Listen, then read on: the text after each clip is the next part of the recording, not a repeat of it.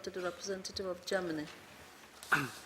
Thank you, Madam President, for having organized today's debate.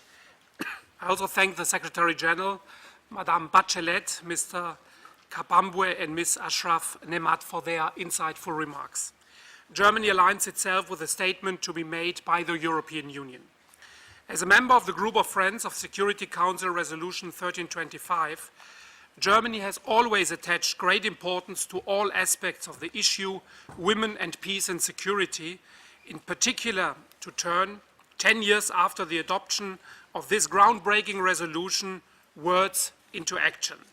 Therefore, we applaud the timely decision of the Nobel Prize Committee to honor 3 courageous and inspirational women who are exemplary models of how women can make a difference. Germany very much welcomes the Secretary General's comprehensive report and the analysis and recommendations it contains, including the strategic framework and the first set of indicators which he brought forward. Madam President, the PIST to be adopted today clearly recognizes once again the significant role of women in prevention, conflict resolution, and post-conflict rebuilding. Including women in peace initiatives is not a benevolent act. We see it as a key requirement to any lasting, sustainable peace. Women's participation will strengthen the capacity to resolve conflict and build security and justice systems that protect the human rights of all. However, we have still existing gaps between repeated commitments and the situation on the ground. Women remain severely underrepresented in peace negotiations, and they are often marginalized in efforts to build sustainable peace. What can be done to close this gap? First, in regard to the UN level, we commend UN Women for its work in leading the mainstreaming efforts to include, wherever possible, a gender perspective in UN activities and measuring progress made in implementing Resolution 1325 against the indicators. It is crucial to constantly strive for more women in leading positions, also within the UN, and to give women a voice during all stages of peace processes. There is a clear link between women's participation in the early stages of preventive diplomacy, peacemaking or peace building, and their presence in implementation mechanisms. Second, at the level of European Union and NATO.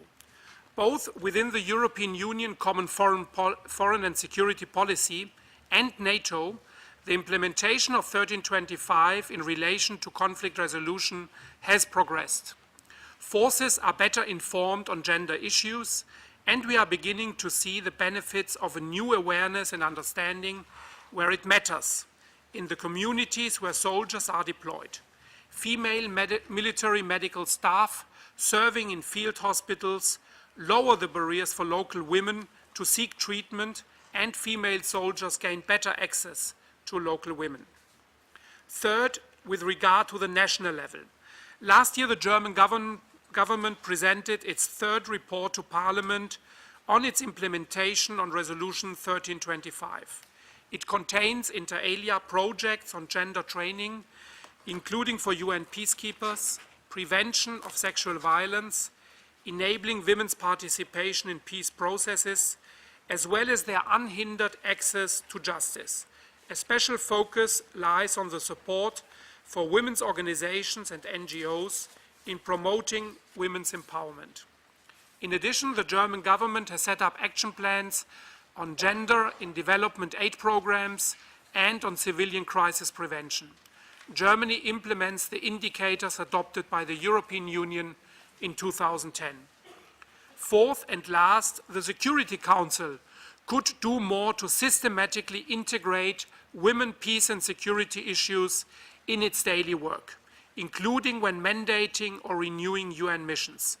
Envoys and special representatives should address those issues where relevant in their briefings to the Council. I would like to conclude, Madam President, by expressing Germany's support for the presidential statement to be adopted today. Thank you. I thank the representative of Germany for his statement. I give